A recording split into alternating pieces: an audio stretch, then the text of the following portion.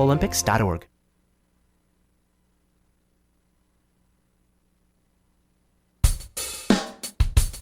You take a seed, you plant it, you grow it, you dry it, you roll it, you smoke it, and it goes down smooth. Hey! Spanning the continent to bring you the truth about cannabis and marijuana law reform. I smoke pot and I like it a lot.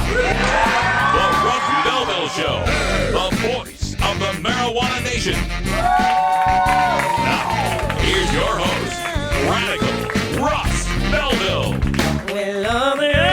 Good day, tokers and tokettes and non-toking lovers of liberty. It is Wednesday, December 2nd, 2015, and it's got to be 420 somewhere in the world. Thanks for joining us, and we begin today on a sad note, as we have to too often here in the United States of America.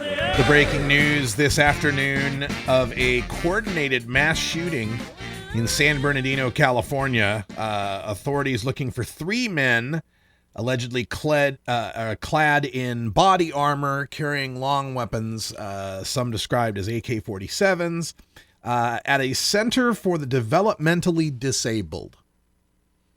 It's like Newtown and the kids getting shot up.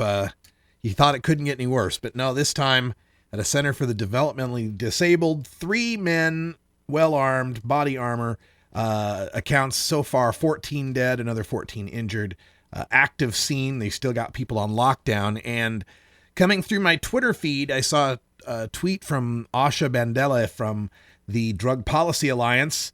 No finer human being on the planet. She's a wonder. She's just a joy. And her sister, apparently, was on lockdown. And she works there and apparently is okay at the moment. But I mean, this is hitting close to home. And I think we're at a point now in America where everybody knows somebody who's involved in has been touched by gun violence in America.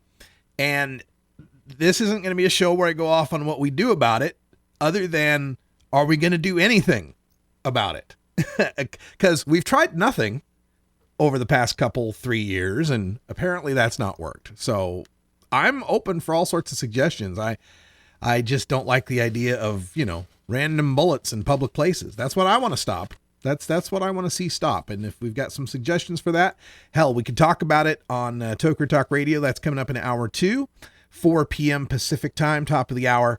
Live call-in number is 971-533-7111. And of course, where this happened in San Bernardino is just blocks away from the National Orange Center, where they have the High Times Cannabis Cups and the Kush Cons and a bunch of other events that they have out there. So I'm kind of familiar with the area, and it's just terrifying. It's just awful. And of course, condolences go out to anyone who's been directly affected by this latest mass shooting. And while I was looking that one up, there was a shooting at a women's health clinic in Houston, Texas, and the details are still developing on that. But for today's show, we are going to get back to talking about marijuana, and we've got, in Behind the Headlines, we're going to talk about the stoners against legalization rearing their ugly head, this time in the state of Arizona. Phoenix New Times has a big feature article on that. Then we got a Ladies of Legalization segment where Maya Salovitz, someone who I just admire the hell out of. I love her writing, especially for Time and the Healthland column. She reports on the drug war, and she was a part of the Drug Policy Alliance Reform Conference on a panel on coerced treatment, drug courts and all that. And then we'll finish out the show with my radical rant because Oregon is going to ban cannabis cafes starting on January 1st. I've got the latest details on that. But we start everything off with the Cannabis Radio News. That's coming up right after this break. I'm Radical Russ. Stick around. You're tuned into the Russ Belville Show, the voice of the marijuana nation. The son of a Polish immigrant who grew up in a Brooklyn tenement. He went to public schools, then college, where the work of his life began, fighting injustice and inequality, speaking truth to power. He moved to Vermont, won election and praise as one of America's best mayors. In Congress, he stood up for working families and for principle, opposing the Iraq War, supporting veterans. Now he's taking on Wall Street and a corrupt political system, funded by over 1 million contributions, tackling climate change to create clean energy jobs, fighting for living wages, equal pay, and tuition-free public colleges. People are sick and tired of establishment politics, and they want real change. Bernie Sanders, husband, father, grandfather, an honest leader, building a movement with you to give us a future to believe in. I'm Bernie Sanders, and I approve this message. MJWellness.com, the largest medical marijuana community in the world. Connect with thousands of patients, doctors, industry leaders, and businesses through shared personal experiences along our worldwide network. Discover new therapies and benefits with content tailored to you. Come grow your network on MJWellness.com. You're not alone. Your wellness matters. Learn, live, and thrive. Check out MJWellness.com today.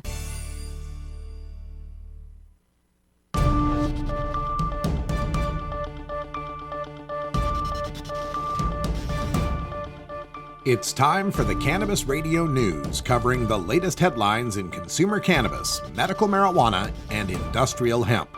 Cannabis Radio News is now available exclusively at cannabisradio.com, featuring reporting from the Associated Press. Now, your marijuana headlines in 4 minutes and 20 seconds in the Cannabis Radio News. This is your Cannabis Radio News for Wednesday, December 2nd, 2015. Mexican President Enrique Peña Nieto came out strongly against legalizing marijuana on Wednesday, the same day his government announced a national public debate on the issue. He suggested the recent informal debate on the issue has already created confusion, even among his own children. Mexico's Supreme Court ruled in November that growing, possessing, and smoking marijuana for recreation is legal under the right to freedom, but that ruling applied only to the 4 people involved in the case. Earlier, Interior Secretary Miguel Ángel Osorio Chong announced that the government will open a national debate on the use of marijuana, with public sessions to be held in the second half of January. Mexico has decriminalized possession of very small amounts of marijuana, but activists want to go further, moving toward legalizing recreational and medical uses of pot. Polls show a majority of Mexicans oppose legalization. The U.S. Postal Service office in Portland delivered some potentially bad news last week to Northwest newspapers. If news outlets run ads for the region's booming marijuana industry, they might be violating federal law. The Friday memo pointed out it was illegal, quote, to place an ad in any publication with the purpose of seeking or offering illegally to receive, buy, or distribute a Schedule I controlled substance. If an advertisement advocates the purchase of clinical marijuana through a medical marijuana dispensary, it does not comply with the law, end quote. The memo quickly caused confusion and concern among publishers whose newspapers have published ads for dispensaries and manufacturers in the region's now 2 legal cannabis industries, medical and recreational marijuana. Staff members for Oregon Representative Earl Blumenauer and Senator Ron Wyden confirmed the offices talked by phone with the U.S. Postal Service to hear more about the issue. They say they have asked for clarification from the agency on, quote, what appears to be an outdated interpretation of the law, end quote. Minnesota Commissioner of Health Dr. Ed Ellinger announced Wednesday that intractable pain, as defined in Minnesota law, will be added to the list of qualifying conditions for which patients can legally access medical marijuana. The commissioner must notify the chairs and ranking minority members of the Legislative Health and Public Safety Policy Committees. Intractable pain will become a qualifying condition for medical marijuana effective August 1st, 2016, unless the legislature passes a law stating otherwise. The vast majority of the 23 states with workable medical marijuana programs allow the use of medical marijuana to treat intractable pain. Medical marijuana in Minnesota doesn't actually mean access to the cannabis plant. Rather, patients in Minnesota must use only non-smokable marijuana products obtained from one of 2 operational manufacturers. 49% of Arizona voters support and 51% oppose the idea of recreational marijuana legalization, says the poll released on Tuesday by the Morrison Institute at Arizona State University and the Walter Cronkite School of Journalism. Not surprisingly, the poll showed that Democrats, independents, and people under 55 favor cannabis legalization far more than Republicans and senior citizens. David Daughtry, associate director at the Institute, says the results don't bode well for legalization because only 29% of Republicans said they favor the measure. Quote, "It is important to note," he said, "Republicans and older adults vote in larger numbers than either Democrats or young adults, which would, at least at this point in time, point toward likely defeat of the legalization of recreational marijuana," end quote. The 2010 Arizona Medical Marijuana Act passed by a mere 4,300 votes out of about 1.7 million ballots cast, or about 0.25% margin. The Seattle City Council is moving closer to new rules that will make room for more marijuana stores in the city, but some in the business said the plan doesn't go far enough. At the same time, the plan faces a legal challenge for going too far. Under the proposal, marijuana shops and greenhouses would still have to stay 1,000 feet from schools, but the distance from libraries, parks, and childcare facilities would drop to 500 feet. That would add nearly 40% to the land available for marijuana businesses. But as the council was considering the zoning rules, lawyer Douglas Hyatt was in King County Court to challenge the city's right to impose any marijuana rules at all. He said the city has no right to regulate a business that is still illegal under federal law. This has been your Cannabis Radio News for Wednesday, December 2nd, 2015. I'm Russ Belville. The Russ Belville Show, providing dictionaries to drug czars since 2009. Imagine life without taxes. Let New Era Certified Public Accountants, NewEraCPAs.com, handle your Cannabusiness 280E and tax strategy. Get your business prepared with New Era CPA's Cannabis Finance Bootcamp. NewEraCPAs.com, with years of experience in the industry, we are one of the nation's leading accounting firms for growers, dispensaries, and ancillary companies from Washington to California. NewEraCPAs.com. Great websites today need expert web design and development and need to be e-commerce ready and mobile friendly. But building a marketable and profitable website can be an uphill climb. Ready to make your new website or replace your existing website? Think Orange as the new way to get in the black. Orange Hill Development works with Fortune 500 companies and offer the same top quality development service at a fraction of what other providers charge. Brands like Absolute, Carlsberg, and Nestea trust Orange Hill Development. Find out why you should trust your website with Orange Hill. Contact Orange Hill for a consultation today at orangehilldevelopment.com.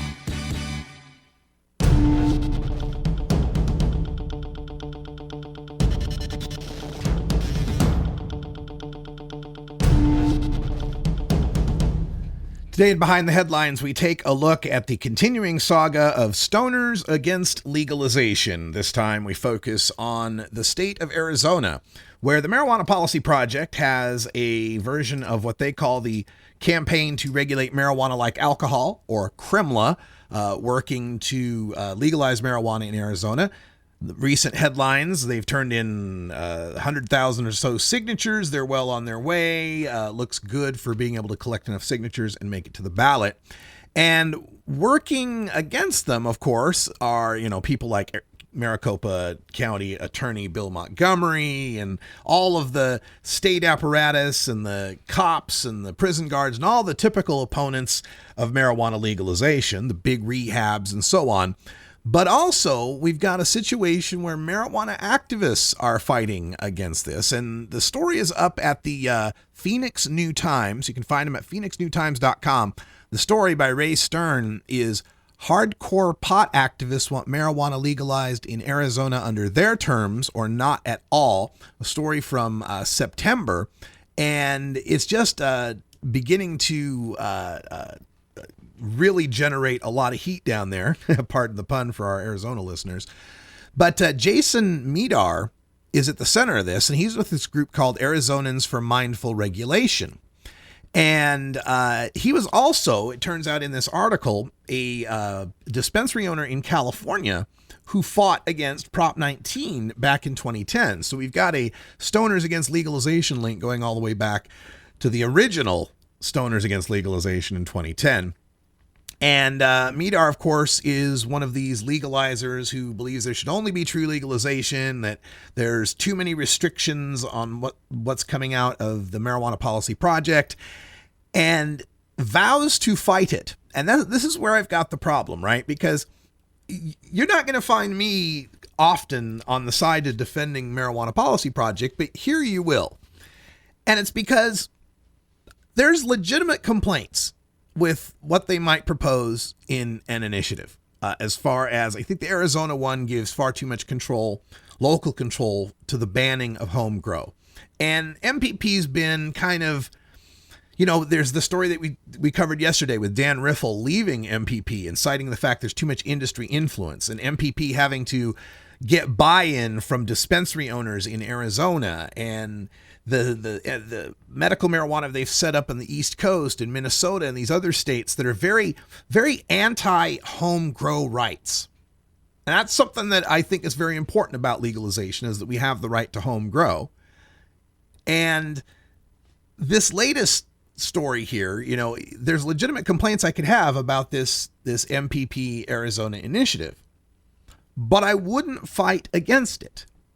It's not worse than the prohibition, especially the prohibition they have in the state of Arizona, where the possession of the minor fleck, this fleck of marijuana can get me felony time, get you locked up with hardcore criminals.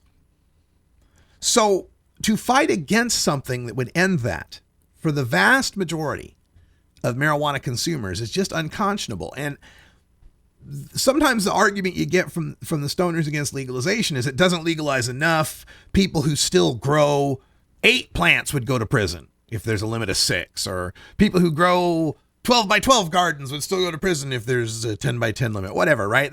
They point to whatever the limit is, and people above that limit would still go to prison, so we have to oppose it.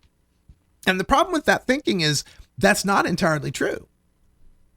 In the circumstance you live in now under prohibition, cops have probable cause upon finding the merest speck or seed or stem or trip to the garden store or fertilizer bags in your garbage and all sorts of electric bill usage, all sorts of ways they have to build a case to get the warrant to break into your house to find out that you've got the too many plants or too big a garden.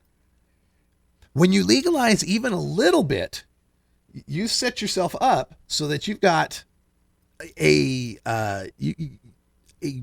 shield against most of the probable cause that gets you to the point of getting busted. And this is not theoretical. In Washington State, where they legalized just an ounce and no home grow and maintained a felony for 40 grams of marijuana, charges for all marijuana crimes dropped by 63%. Not just the people who had less than an ounce, but people who were growing, people that had a quarter pound, people that had extracts. Charges for everything dropped 63%. So legalize it and then work out the details later. I know nothing. Hey, it's 20 after the hour here. Well, it's 20 after the hour everywhere except the time zones that are on the half hour, where it's 50 after the hour, and the time zones that are on the 15 or the 45 after the hour, which I'm not going to do the base 60 math to figure out.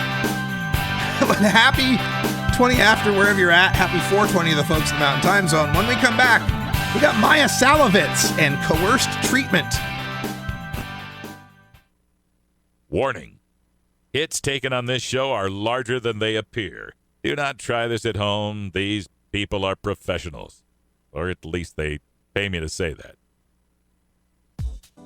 The Russ Belville Show is proudly sponsored by the Marijuana Business Association. The MJBA, called by NBC News the Cannabis Chamber of Commerce, is the fastest growing business association in the fastest growing industry in America. I've been working with the MJBA for years, and I personally invite you to join the MJBA. MJBA also publishes the popular MJ Headline News on Facebook and the MJNewsNetwork.com and Marijuana Channel 1 on YouTube. Visit mjba.net for more details. Dr. Dr. Dabber, hurry! Its temperature is shooting past 1,000 degrees Fahrenheit. It's burning up. I'm afraid for this little guy, it's just too late. What caused the problem? Only Dr. Dabber can maintain the perfect temperature for a smooth-tasting, slower burn. This standard vaporizer lost all of its health benefits, sending it up in smoke. So you're telling me that most vapor pens burn so hot they produce smoke, not vapor? Correct. Keep away from those standard vaporizer pens and turn to Dr. Dabber. Doctor's orders. Less heat, more flavor. At Herbie's Cannabis Seeds, we pride ourselves on bringing you the best quality seeds from the world's most respected cannabis seed producers, all at the lowest online prices. You can find Herbie's Seeds at herbiesheadshop.com. All cannabis seeds are sold as souvenirs and as a means of preserving cannabis genetics. Herbie's Seeds in no way intends to condone, promote, or incite the use of illegal or controlled substances. We strongly urge all prospective customers to check their national laws prior to placing an order. Herbie's Seeds at herbiesheadshop.com. Proud sponsors of the Russ Belville Show and 420 Radio. Ganjapreneur.com, your guide to the cannabis business world. Ganjapreneur.com is a comprehensive resource for cannabis professionals and entrepreneurs. Download the Ganjapreneur app on your smartphone or tablet to catch up on cannabis industry news, scroll through our daily job listings, and learn about successful cannabis companies, executives, and investors. Ganjapreneur.com, helping Ganjapreneurs grow.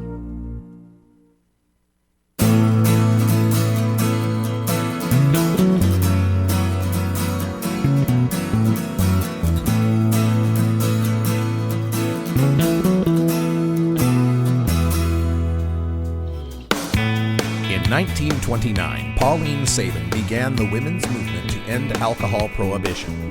4 years later, the 21st Amendment was passed. Women are crucial to ending adult marijuana prohibition, and we celebrate women's marijuana activism in a segment we call Ladies of Legalization. Welcome back, everybody. For this segment, we go back to the International Drug Policy Reform Conference held in Arlington, Virginia, right near the Pentagon. And I'm still unpacking a lot of the audio. There was just so much to record from those sessions. And one of the best sessions I attended had to do with drug courts and coerced drug treatments. And one of my favorite people was on the panel, Maya Salovitz, the writer for Time Healthland, who focuses on addiction and drug war issues. We begin with her part at the conference with this little clip. Yeah, I just want to say that the whole idea of coercion in treatment is based on a fallacy, which is addiction is defined by compulsive behavior despite negative consequences. Negative consequences is another word for punishment. If negative consequences work to stop addiction, addiction would not exist. So the whole thing that this is based on is this idea that we need to hit bottom, we need to break you, we need to make you do horrible labor, and we need to tell you you're a piece of crap, and all of this stuff is based on this idea that what people with addiction need to get better is more punishment. And what harm reduction shows us is actually what people need to get better is more compassion. Yep.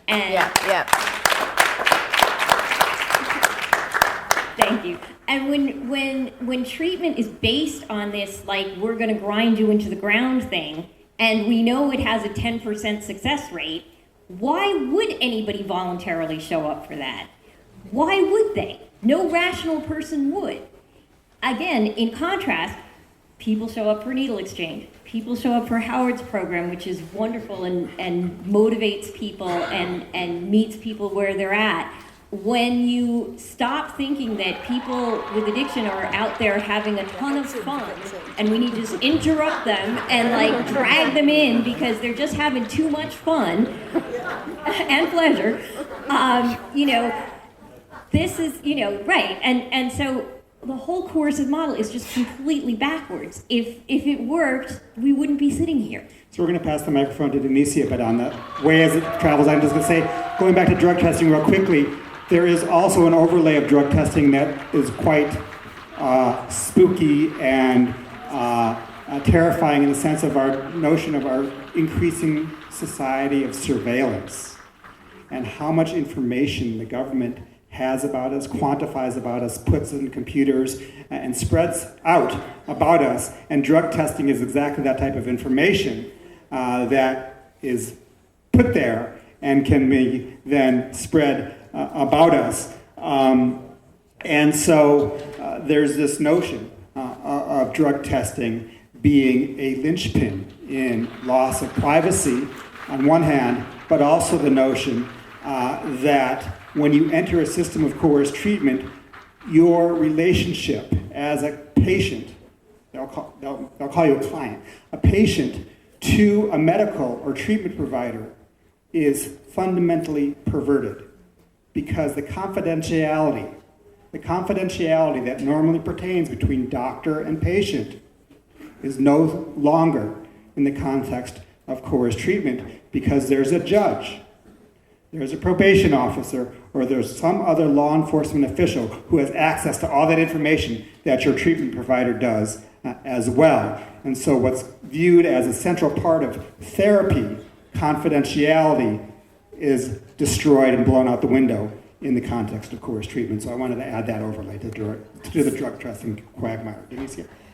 I think what's increasingly clear to me, as I'm not someone that's attended drug reform conferences before, but what's increasingly clear to me is that we live in different realities, right? So when we talk about surveillance, for example, as increasing surveillance, that's something that has never ended in communities of color, that often, or the basis of the wealth of this country is in colonization and the enslavement of people.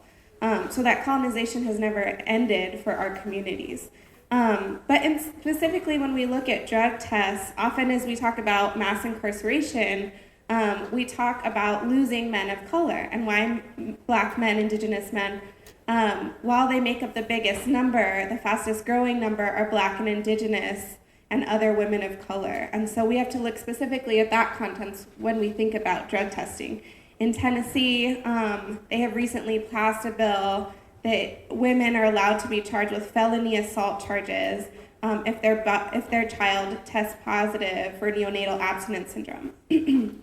So when we think about the context, this isn't new for communities of color that you're criminalized when getting health care, but we need to think about how dangerous that is, in particular for pregnant women, and not just because they're carrying children, but for their own lives as well.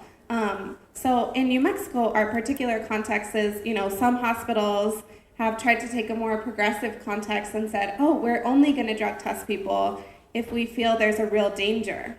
And some hospitals are just testing every single person that comes into the hospital and is pregnant. But what it looks like is the exact same thing, because the only people that get profiled for drug tests are people that are young parents, that have track marks on their arms, are people that have darker skin, and so we see the exact same policies. So sometimes when we see this progressive movement, we don't have the lived effects for people in our communities. Thank you. Daniel, I want to say something. I want you to take a look at this same issue from the experience of a drug addict, where you're doing something to yourself every day, many times a day, that is crazy. It's madness, and you cannot stop yourself. There is some part of you inside that is craving to be stopped.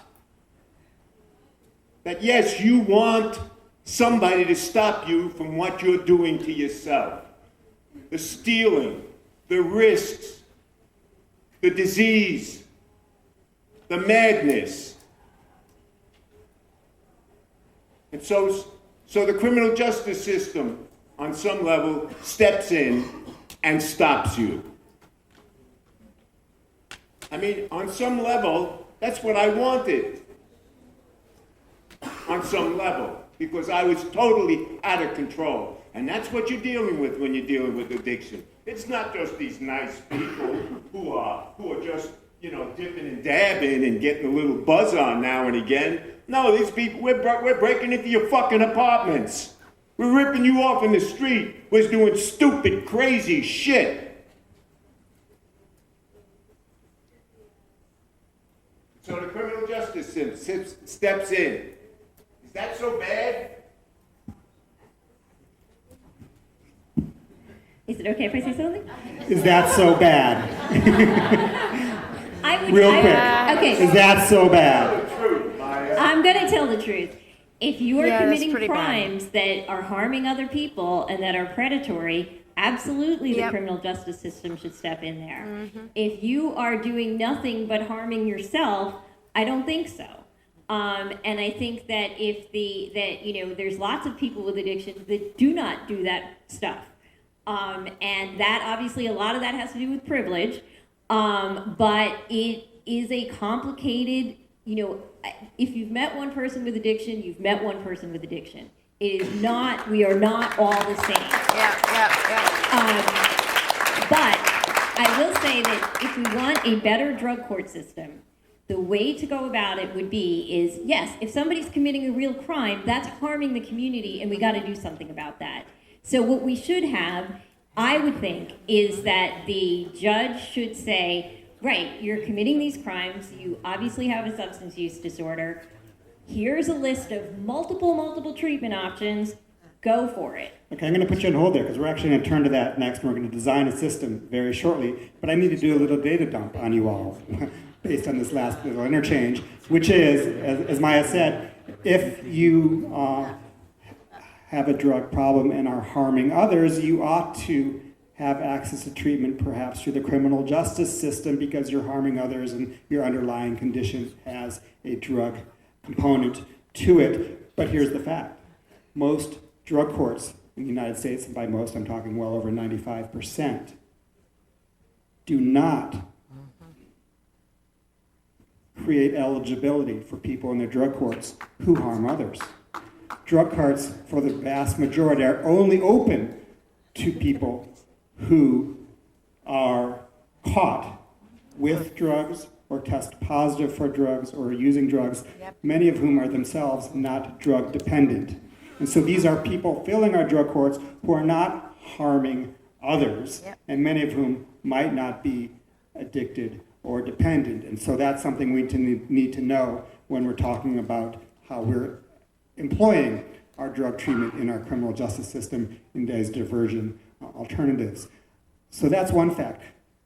Maya alluded to the statistic, less than 10% of people who go into drug courts are successful in drug courts. And there's lots of data out there, and I asked our panelists not to be data heavy on this panel and cite lots of studies. I do want to tell you where those studies can be found. Many of them can be found in Maya's writings over the years. Others can be found in an excellent publication by the Open Society Foundation that Daniel Wolf has contributed to about drug courts that analyzes all the data and all the studies that have been done on drug courts in the United States. And elsewhere in that publication is in the publications in the on the table, on the Open Society Foundation table, on the publications table. Drug Policy Alliance has also collected the data, and you can find the data showing the lack of efficacy of drug treatment through drug courts. But if that is the background, and some of this is new to some of you in this room, if that's the basic background, that drug courts don't really treat people who harm others, who would benefit most in society, would benefit most from having treatment,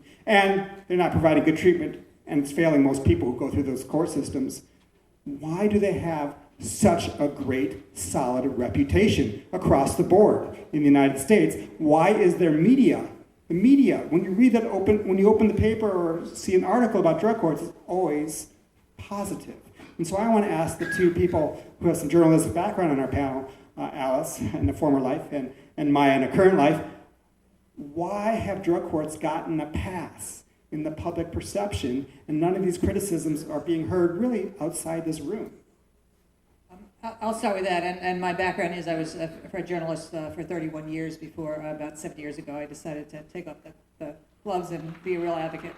And so I think the reason is that the criminal justice system and our industrial capitalist system has basically bought into the drug court as an easy solution that, according to the evidence that people have put out and, that has gotten the attention, saves money. It's the kind of thing that people who are looking for simplistic solutions can latch onto. And while there are lots of smart and industrious and journalists who like to dig into things, there also are many people who are taking what's fed to them in the media. And the more we see the media expanding into anybody being able to put out anything that they choose, that there are fewer filters, which is both good and bad in terms of the amount of information is out. It's very hard to change a narrative that's out there. However, I think it's up to us to help by providing journalists with this other view in ways that are very easy for journalists to take and run with. So that's stories of people who have been, totally harmed by, drug courts. That's stories that tell. That's what journalists are looking for, and looking for, a simple fact sheet that sums up the fact that the evidence is really lacking, and that if you take this and really look at the evidence for drug courts, it's not there.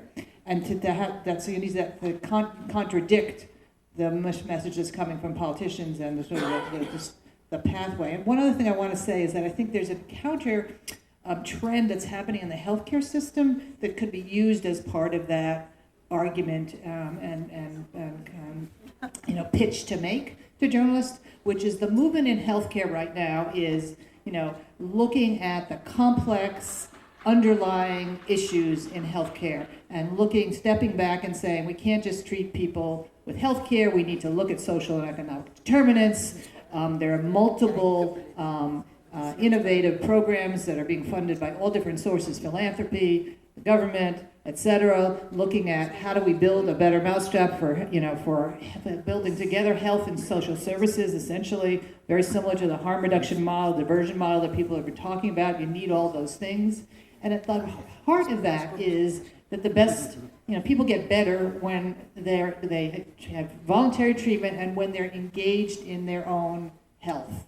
And that issue about self-empowerment and self-engagement is a whole other movement that's going on in healthcare. So I really think we can use those things to help turn, the dime on this. Thanks.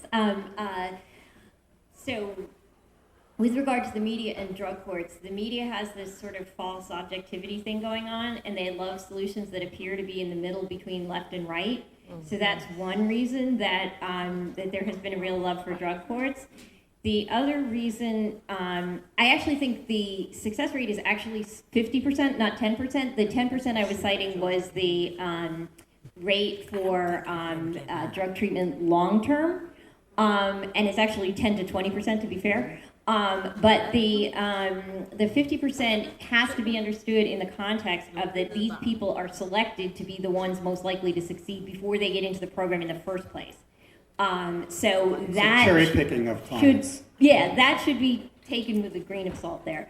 I think the way the media also looks at this, the media has been the biggest purveyor of this idea that you need to hit bottom before you can get better. And the drug courts, Martin Sheen's out there saying we need the hammer to get people into drug courts. Yeah, that worked really well. But, again, until we get rid of this idea that what people with addiction need is more trauma and more punishment and more harm, the media is going to keep up with this sort of 12-step narrative about sin and redemption. Thanks. Absolutely. The other thing with the media is that they're taking what they hear and they're not delving into it because they're comfortable with the attitude that, all right, these people aren't going to jail. Treatment is better than jail, so they need to be soft on that.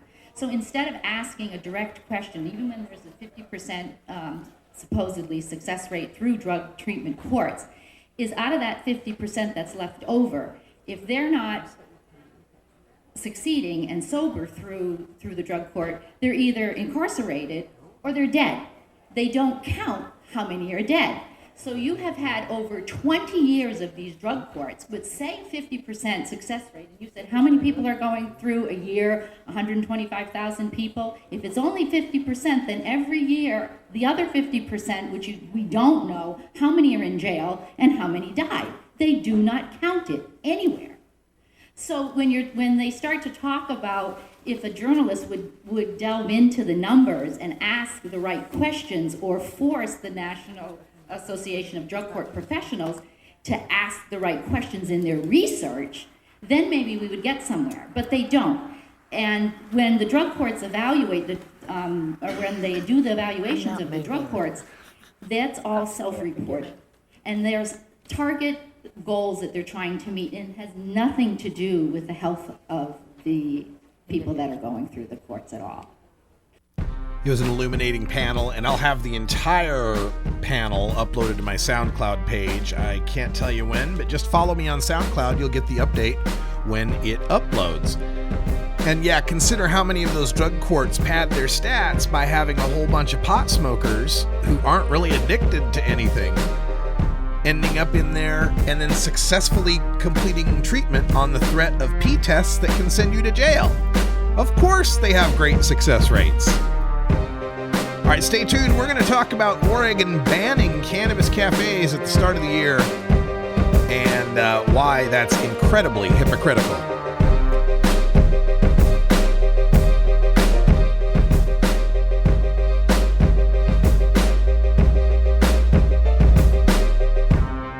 You're tuned into the Russ Belville Show, the voice of the marijuana nation. Get the latest updates on the Russ Belville Show by following Radical Russ on Twitter and liking the Russ Belville Show on Facebook. This is Radical Russ encouraging you to take a look at the Weed Blog every day. Johnny Green and the staff at the Weed Blog are on top of all the latest developments in the fight to end marijuana prohibition nationwide. You can even get the Weed Blog on your smartphone by installing the Weed Blog app for iPhone and Android.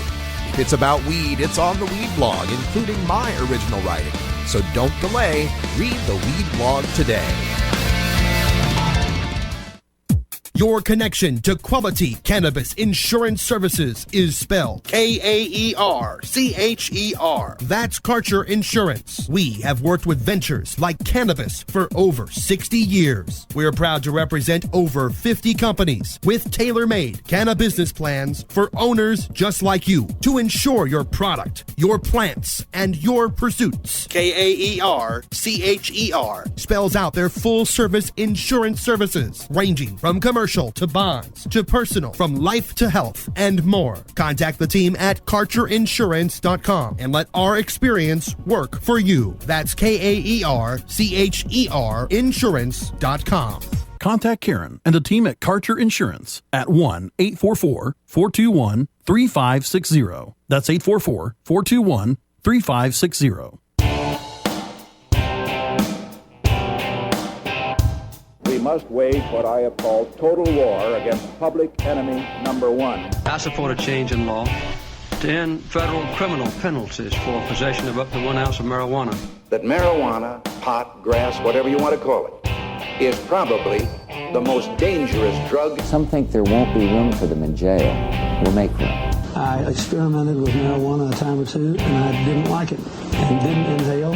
One major responsibility is to encourage people to use less drugs. Entirely legitimate topic for debate. Radical Rant.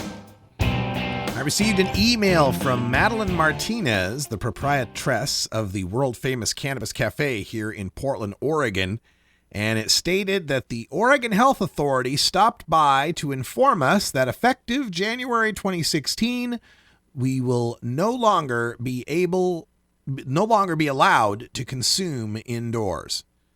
Of course, she means to consume marijuana indoors, and the Cannabis Cafe is one of at least 3 such cannabis clubs that have opened up in Portland.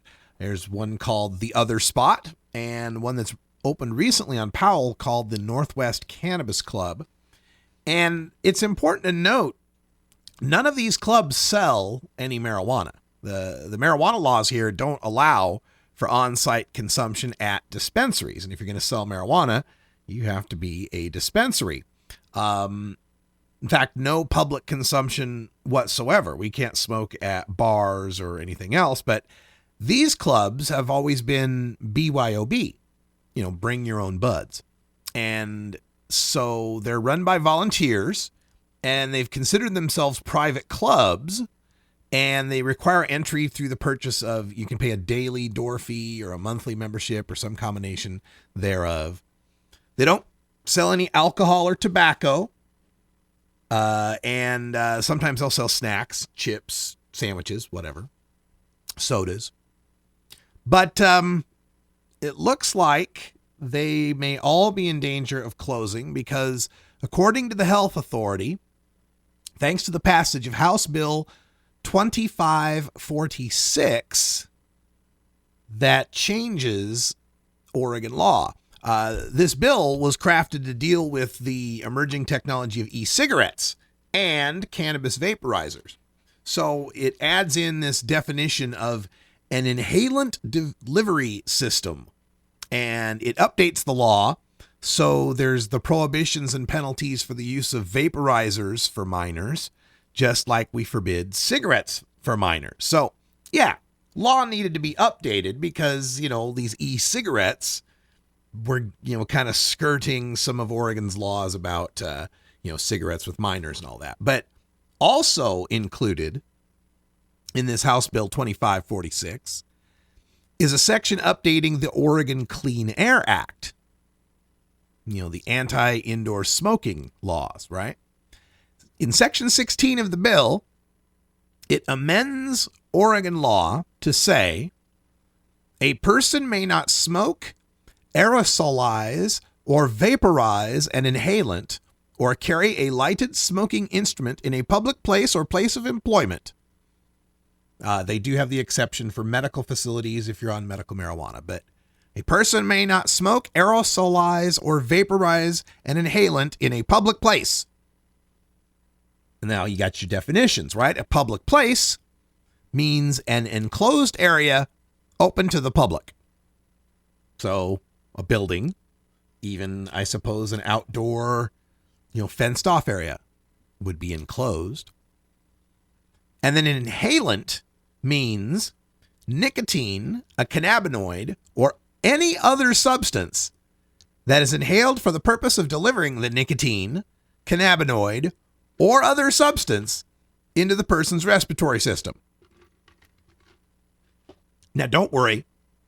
They did carve out the exceptions for like asthma inhalers and that kind of stuff. But what the penalty?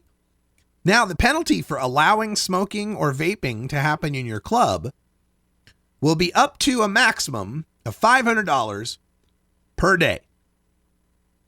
And so, these cannabis clubs, getting by on volunteers and door fees, can't add another $500 a day to their, operating expenses. So why do we have to shut down private clubs that aren't selling weed, just allowing cannabis consumers to exercise their First Amendment right to free assembly? Why must we stop them from doing such a thing? Well, we'll tell you. In House Bill 2546, it says, the people of Oregon find that because exposure to secondhand smoke, certain exhaled small particulate matter or other exhaled toxins is known to cause cancer and other chronic diseases such as heart disease, asthma, and bronchitis, it is necessary to reduce exposure to such smoke, matter, or toxins by prohibiting the smoking, aerosolizing, or vaporizing of inhalants in all public places and places of employment. So this is what the Clean Air Act used to say, because of exposure of secondhand smoke is known to cause cancer, we have to prohibit smoking in all public places and places of employment. And now I disagree. I think that we can have places where people could smoke and we could find ways around, dealing with it. My God, we allow West Virginia people to be coal miners, and the lung damage from being a coal miner is far worse than being a waitress in a restaurant. But I digress. Even if you disagree with the law like I do, at least it had some sort of rational scientific backing. There is considerable scientific literature about the health danger of secondhand tobacco smoke. And that previous justification that the exposure to secondhand smoke is known to cause cancer and other chronic diseases such as heart disease, asthma, and bronchitis. We have to reduce exposure to smoke by prohibiting the smoking in all public places and places of employment. That works for me. That's a logical statement. But what they've amended in is they've shoehorned in this phrase, certain exhaled small particulate matter or other exhaled toxins. And then added, we have to reduce exposure to the matter or toxins by prohibiting aerosolizing or vaporizing. Look, the science is not established on secondhand e-cigarette vapor, much less cannabis vapor. Now, I looked up in PubMed because you know me, I look shit up. There does seem to be some studies on the harm of secondhand e-cigarette vapor, and what I did find shows that it's far less harmful than secondhand tobacco smoke. Far less harmful. And the e-cigarettes themselves are a harm reduction alternative to conventional tobacco cigarettes. Why would we want to disincentivize people from using those? But when it comes to secondhand cannabis, and this is whether we're talking secondhand smoke or secondhand vapor, there's no scientific backing to the notion that it might cause cancer or other chronic diseases such as heart disease, asthma, and bronchitis. There's some research on smoking cannabis chronically that leads to bronchitis. I'll give them that one. But what little research there is on secondhand cannabis smoke, right? Direct cannabis smoking, bronchitis, I'll give you that one. But not heart disease, not asthma, and certainly not cancer when we've seen less cancer incidence in regular cannabis smokers. But we're talking secondhand cannabis smoke, and what few studies there are focus on whether it causes bystanders to test positive on workplace drug screens, on the urine tests, right? Researchers found, quote, positive tests are likely to be rare, end quote, and that, in a second test, quote, room ventilation has a pronounced effect on exposure to secondhand cannabis smoke, end quote. Now, these studies get done because workers try to sue to get out of getting fired from failing a pee test by saying, but I was just in a room with people that were smoking pot. It was secondhand. And they're like, no, secondhand cannabis smoke can't make you fail a test. So if secondhand cannabis smoke can't make you fail a pee test, how can it be having a deleterious effect on the people in a cannabis club? But despite the state deciding that it needs to protect us from secondhand cannabis smoke and vapor, the state does allow an exception for people who want to gather and smoke, not vaporize, smoke tobacco. Yes. The Oregon Health Authority will certify smoke shops. These are businesses that do at least 75% of their business in tobacco products and allow for the sampling of tobacco products. You'll be able to go to a place that sells smoke, sells tobacco, which we know the smoking of causes cancer, emphysema, chronic obstructive pulmonary disease, heart disease, and we know the secondhand smoke of it causes all sorts of problems as well. That'll be okay, as long as it's a smoke shop. And Oregon Health Authority will also certify cigar bars. Cigar bars that have a capacity of 40 persons or fewer and allow only for the smoking of cigars. That'll be just fine. Even though that's tobacco, and we have scientific evidence that the secondhand smoke from that is really bad, even though that's the whole damn reason we came up with these Clean Air Acts in the first place, was because the tobacco secondhand smoke was so awful. We'll allow smoke shops and we'll allow cigar bars that can have up to 40 people in them. That'll be okay. Oregon Health Authority will sign off on that. That's copacetic. That's just fine. And both these cigar bars and smoke shops have to abide by regulations for adequate ventilation. Okay. Good. And both must absolutely forbid the smoking or vaporizing of cannabinoids on their premises. No, by God, we don't want you inhaling something that might help reduce your risk of cancer. We're the Oregon Health Authority. So, when you boil this all down, all indoor consumption of cannabis must be banned, even if it's vaporized, which produces no known secondhand harm, even when adequate ventilation eliminates any chance of this unknown harm.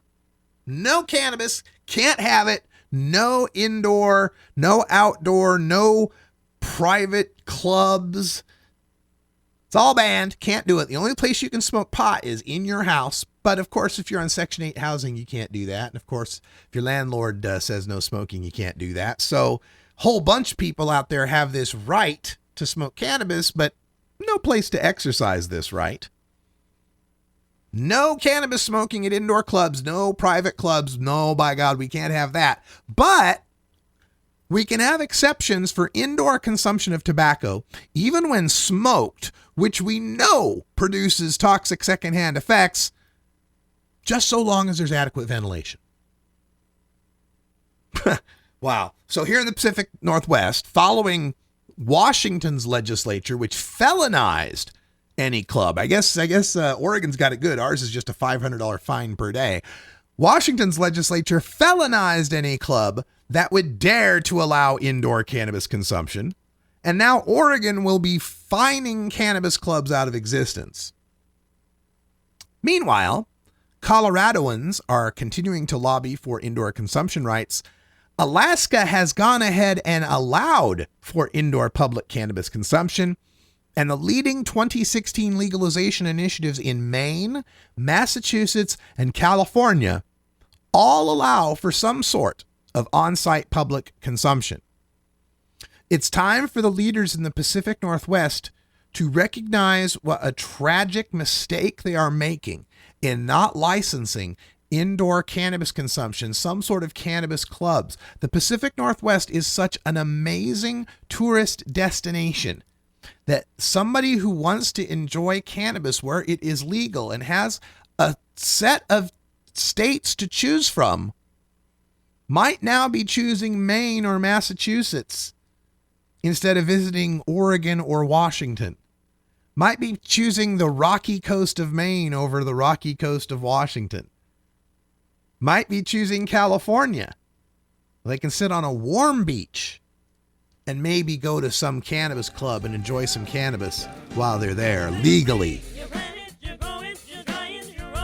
I can't emphasize this enough. Pacific Northwest, Washington, and Oregon, you must come up with a legal place for people to consume cannabis. It makes no sense for people to have a right and have no place to exercise that right. Some people live in places where they cannot consume cannabis. They should have some bar to be able to go to. And if we've learned to accept bars on every street corner in some of our cities that cause so much more harm than a cannabis club ever possibly could, it's time to end the madness and get them licensed.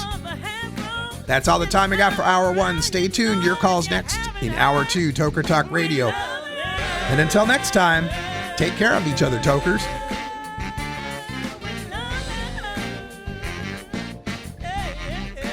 This is the Russ Belville Show.